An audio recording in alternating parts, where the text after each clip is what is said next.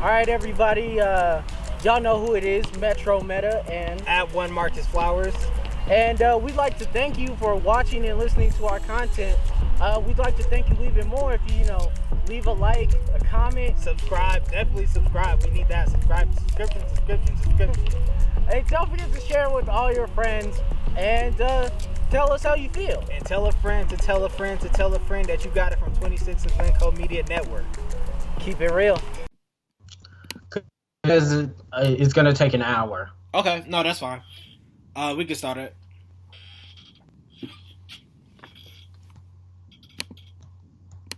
Just start when you're ready. All right.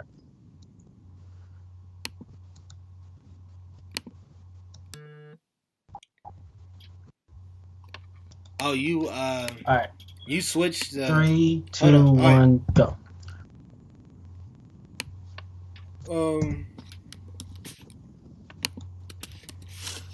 You had the links wrong for the Goose game and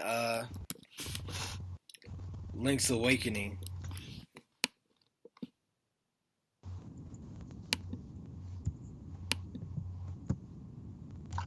What? The Goose game. Oh. All right. All right. Okay.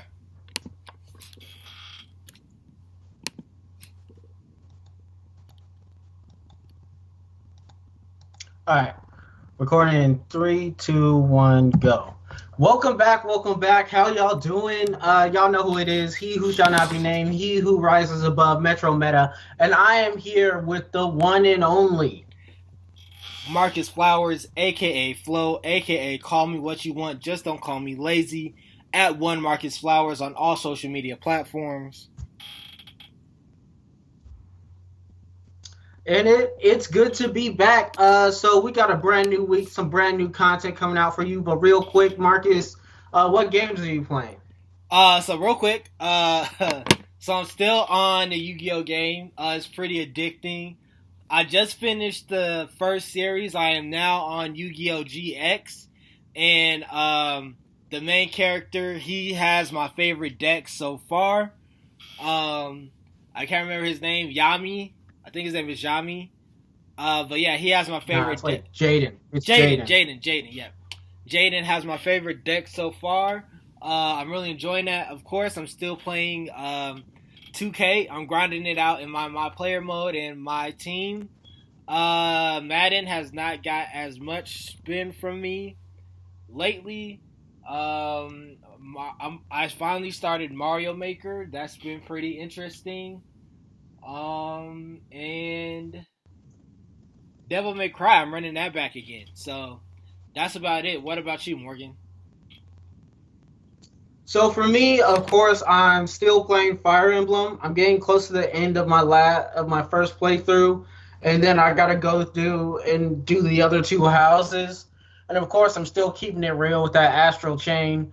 But other than that, I think I'm gonna be pretty chill on games, just playing those two until Pokemon comes out. Yeah, same. Well, I have WWE 2K20 coming out at the end of October, so I'm probably going to purchase that. But then, yeah, after that, I'm probably going to get Pokemon. So that's about it. But so let's get into the games that came out this week. First up, we got Untitled Goose Game. Now, Marcus, did you hear about this? No, I did not.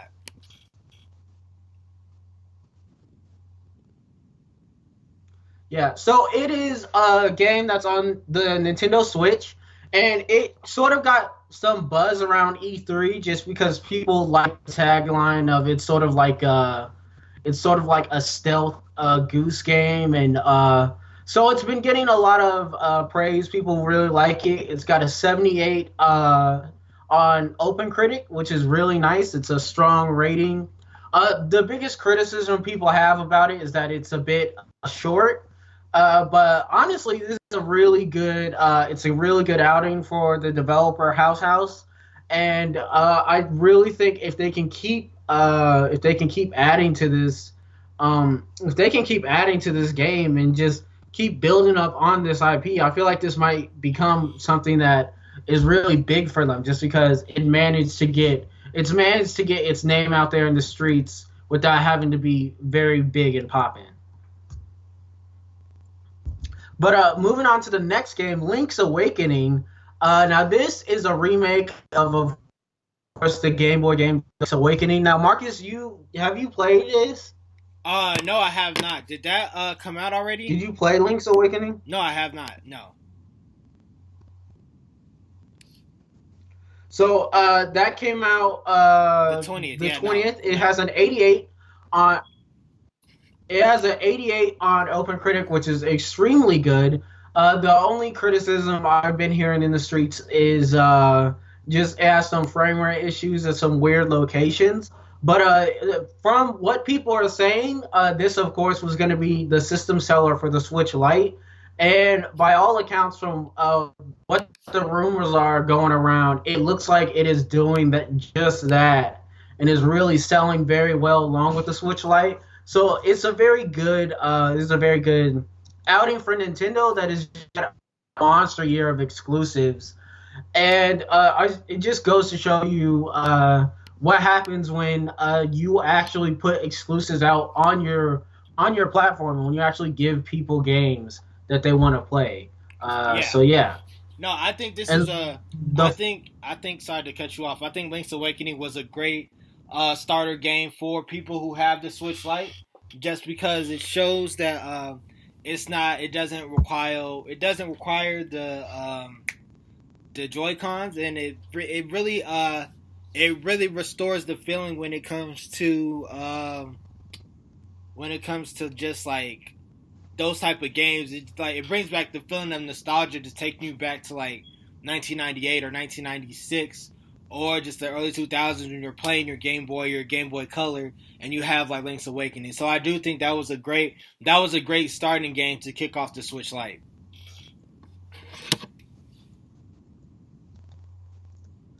Yeah, definitely. So our last game that we're going to talk about, I think this might have came out a little while ago, but I just wanted to give some shout outs to it. It's Catherine Full Body. So this is a remake of Catherine, the 360 game made by the people over at Atlas, who we know here at 2016 Glencoe as the creators of the Persona series, one of my favorite games. So I just want to put out a highlight for them. It's a very interesting game. You basically, it's in their same vein of like Life Simulator, where you spend your days in where you spend your days just trying to how do I explain it? It's like one of those love games, like a visual novel love game, where the main character is married to a woman named Catherine with K, and he starts seeing this girl who's Catherine with a C, and they've added a new character, Rin. So they're really just putting this game back out there so that people can get it, and it has a lot of more extras on it. So shout outs to Atlas and them for doing that just for the culture, because there's a lot of games in Atlas's library that people really want remade. So hopefully they get that they get all those done. Did you already purchase Catherine Full Body? I'm not going to purchase it just because the core gameplay loop of that game is it's a puzzle game, and I don't really enjoy those. So that it's not my cup of tea. Okay, makes sense.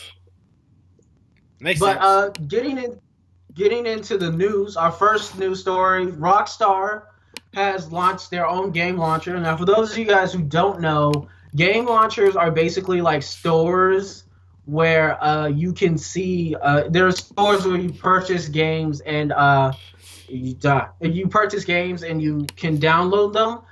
The biggest game launcher on PC right now is Steam, which of course many people have had a lot of problems with over the past few years. And now we're starting to see, just with like the streaming wars, every single developer is coming out with their own launcher. You have the Uplay launcher. CDPR has GOG. Epic Games, the creators of Fortnite, have the Epic launcher, which is the biggest competition on the platform.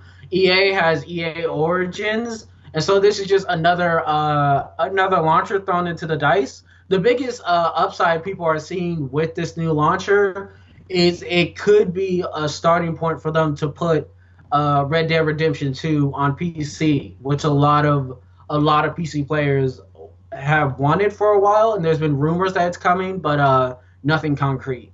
Yeah, do you think that this is the way that gaming companies are going to go when it comes to their PC gaming? That instead of putting their content on the open market like a Steam, they're just going to say, "Hey, we can have our own launcher, and you can get some of our games, our new games, and our classic games here." Well, I definitely think it is, because the problem with Steam is Steam takes a 30% revenue cut of every game sale, and a lot of developers don't like that revenue cut. And the other problem with Steam is it's so chock full of just games, and it's so hard for you to be seen. So for the big game developers, it makes way more sense for them to have their own launcher or to put it on smaller launchers where they get more seen.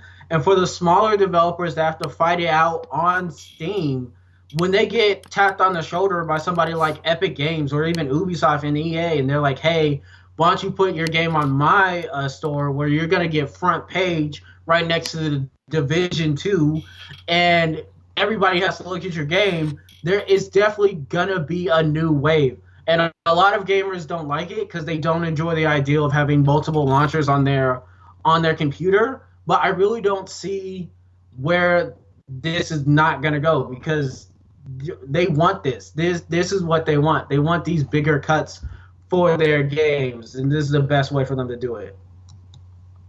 But moving on, let's go to the dumpster fire that is Anthem. Yeah. So the developers came out this week and told us that at the end of this Cataclysm event that they are just now finishing up, they are abandoning their roadmap, and supposedly new content will come. This is just more of a sign that Anthem's not doing as well. EA is not throwing as much money or as much backing behind the game, and it might just be a swan song for BioWare as a developer. It's really been sad to see them struggle like this. Yeah, no, definitely. Even coming out the gate, there were problems, and even before the launch of Anthem, there were minor issues. So just seeing this, it's not sad, but it's just like we're in an era where if you don't have good content, you can't compete, and so they just couldn't compete. And I also think that the company they went through, you said EA, right? Yeah, they're owned by EA. Yeah, so I just think that's a problem as well, just because EA hasn't been having much success when it comes to their gaming either. Yes, EA has been mismanaging their gaming departments a lot, and they are pretty much hated in the overall gaming community.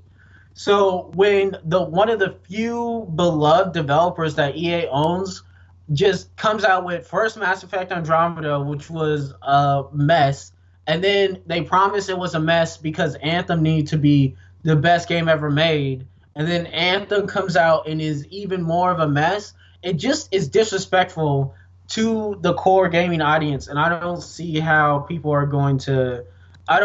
going to be able to come back from this with Dragon Age. Yeah, for sure. But let's move on to something that is doing well. The Switch Lite has come out, and a lot of people are praising it. The Verge says it's an ode to OG handhelds, and they're just loving on it. Marcus, how do you feel about the Switch Lite? So I'm thinking of getting a Switch Lite, but I don't like how it doesn't have two joysticks or Joy-Cons. But I do think it is an ode to the older handhelds.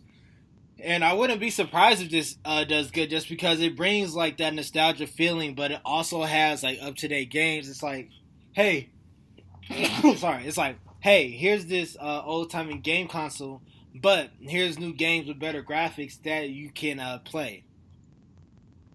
Definitely. And just people have monstrously said that the portability of the Switch is the main reason why it's selling off these shelves. And now that they have a more portable Switch that is $100 less compared to the regular Switch, it's really just it's a bargain, and it's definitely with Black Friday and the holidays coming up. It's definitely aimed at that younger market for parents looking for a game console for their kid, and it will just slide perfectly in, especially with the Xbox and PS4 slowing down since it's coming to the end of their generation. So yeah, no, shout out to sure. Nintendo, definitely And seeing the market there. it will also say, it would also show like, it will give like kids incentive to say, hey, here's the Switch Lite. If you can keep this up to date and you can take care of this responsibly, maybe we can get you the Switch Pro. So it just makes sense. Yeah. So let's move on. PlayStation has announced that they are going to have another Ooh, State of Play.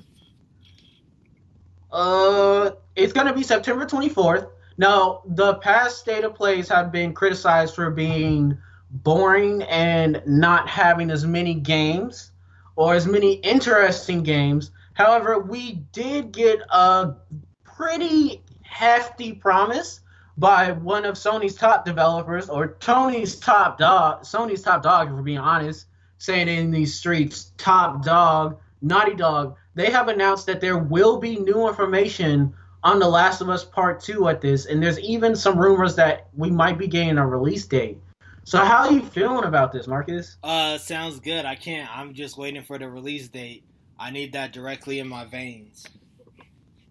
Yeah, honestly, the thing I'm more excited for would be if we got more information on, I don't know if you remember this game, but it's called Ghost of Tsushima.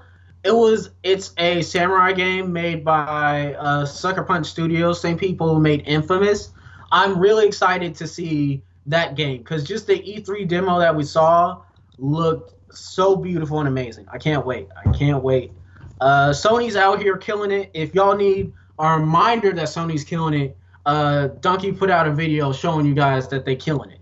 So for our next part of discussion, E3 is changing. So they're considering huge changes for 2020. These changes include adding more fans and more influencers, and they're sort of shifting away from the industry insider event to more of a Comic-Con PAX East type of event. Now, this does come after they accidentally DDoSed several video game news reporters, accidentally leaking their information. So many people are still mad at E3 about this, especially considering how much the gaming community can just abuse and hate on their video game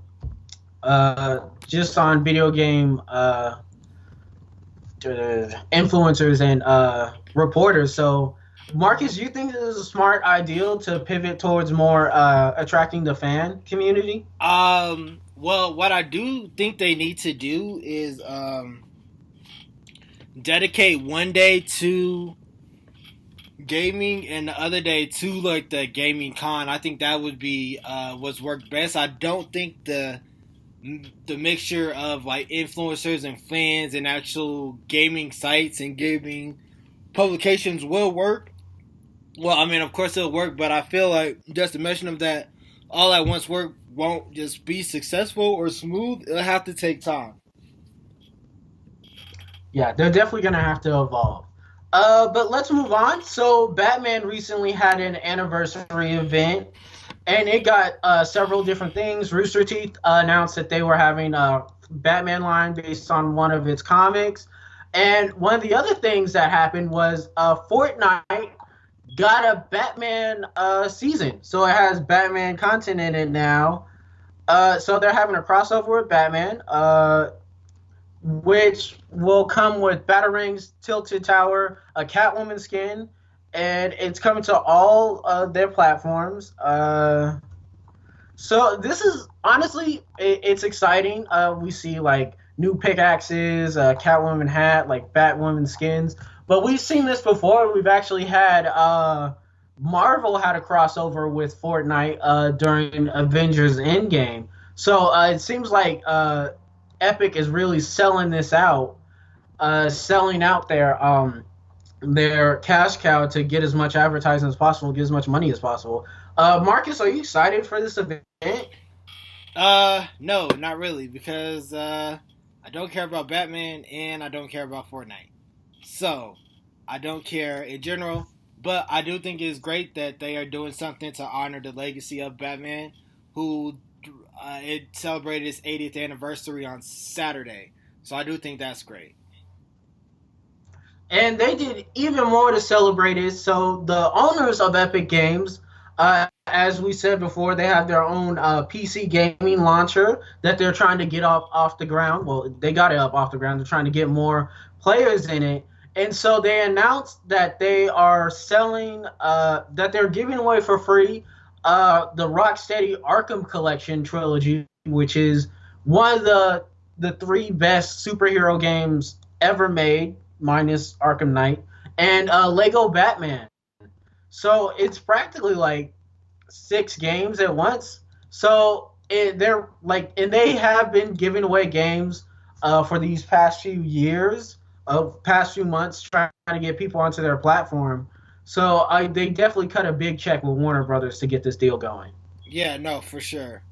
I think it'll be great for both. It'll be great for both Fortnite and Warner Brothers, just to like continue that. Hey, this is Batman is a figure who transcends time, so it just makes sense. Definitely, definitely. So let's get into our boss battle this week. Pre-orders. So Marcus, I've long told you you shouldn't be pre-ordering games, and you've oftentimes questioned why. So to give it a basic breakdown for people, when you pre-order a game, you pre-purchase the game saying, I'm going to get this game. And then many times they might give you extra skins or an extra mission. The reason why so many people in the gaming industry say don't pre-order is, number one, it's not very common that they're ever going to run out of a game. Like one of the biggest lines I've heard from a game creator is pre-order hardware, not software, because they're always going to have enough software, and especially nowadays, if they don't have a CD, you can always just purchase it off the store. And the second reason why is you're basically giving them money for a game that you don't know what it's going to be like. Like, you're giving them your money saying, hey, I'm going to get this game, and you could get the game, not like it, or it could be awful. And so many of the reasons, like we talk about Anthem, it had a monstrous, awful pre-order campaign system that was just a headache for people to do. And many people put down like $200 on that game, and what they got was not worth $10. And so that is why so many people say, don't pre-order, wait for reviews, or at least wait for it to come out and you know that it's not going to be as bad as it might be. Yeah, I see what you're saying there. My whole thing is, in this day and age, we do have like pre-orders digitally. I could do it that way, or through the store. And if I pre-order a game, I'm more than likely already going to get it. So why wait? And also, it just I don't, because I'm a person, I don't really care about reviews when it comes to video games. If I like a game, I'm going to play it regardless. I get that. I'm just, be careful, because you might put some money down on a game and it might not be as good. Well, that's happened before, and that's just the luck of the draw. So it happened with Red Dead Redemption. Happened there. That game did pretty. Oh yeah, you didn't like it. Why? I just didn't like it because it was too long and too boring, and I didn't care for it after a while.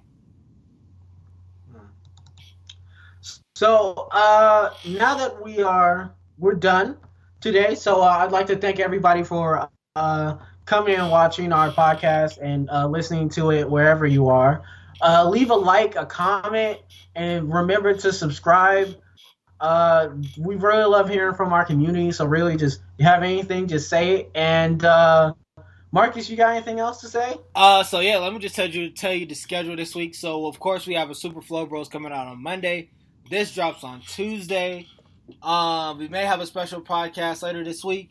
Make sure you are following the brand 26 and Glencoe on all social media platforms. Follow us on Twitter at 26andG. Follow us on Instagram at 26 and Glencoe. Follow us on Facebook at 26 and Glencoe Media Network. Like our YouTube page at 26 and Glencoe Media Network. Follow Morgan on all socials at Metro Meta 26, and follow me on all social at One Marcus Flowers. And that's all I got. All right, see ya. All right, peace. All right, everybody. Y'all know who it is, Metro Meta and At One Marcus Flowers. And we'd like to thank you for watching and listening to our content. We'd like to thank you even more if you leave a like, a comment. Subscribe. Definitely subscribe. We need that. Subscribe. Subscription. Hey, don't forget to share with all your friends and tell us how you feel. And tell a friend to tell a friend to tell a friend that you got it from 26 and Glencoe Media Network. Keep it real.